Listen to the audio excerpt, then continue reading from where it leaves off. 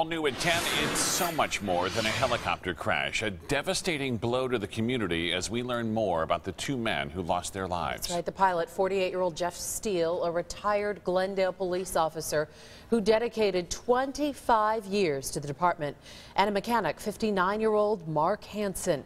The chopper went down here south of the valley near Benson late last night. ABC 15's Navita Fergani learning more about those victims. And Navita, they certainly meant a lot to people here. Of course they did. Jeff Steele retired in 2011, but he still has extremely close ties with Glendale PD. His wife still works with the department, and he has so many friends who are now grieving the loss of a man who dedicated his life to making a difference.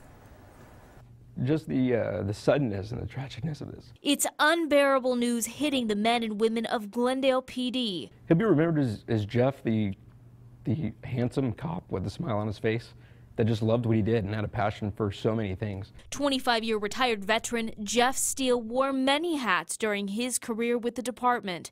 And you can tell just by the assignments that he had as a patrolman, as a canine handler, as a SWAT operator, as a motor officer. Those are all frontline positions.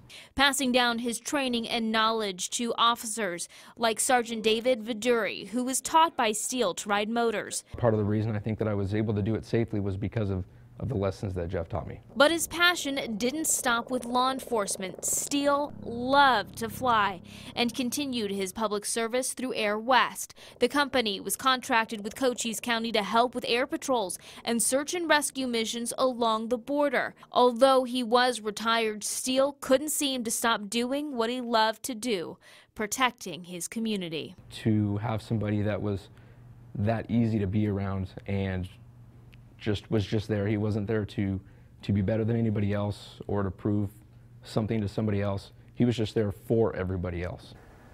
The other victim, Marc Hansen, served in the U.S. Navy and was also a pilot. NTSB is on scene and they are investigating what led to the crash. Thanks so much, Navita. And some new pictures just in now from the crash site. The mangled wreckage, some of it now covered in snow. The crew was flying to Sierra Vista from Phoenix when the helicopter leasing company lost contact with the aircraft. The crew was in the valley for routine maintenance before the crash, and once a cause is determined, we'll be sure to let you know.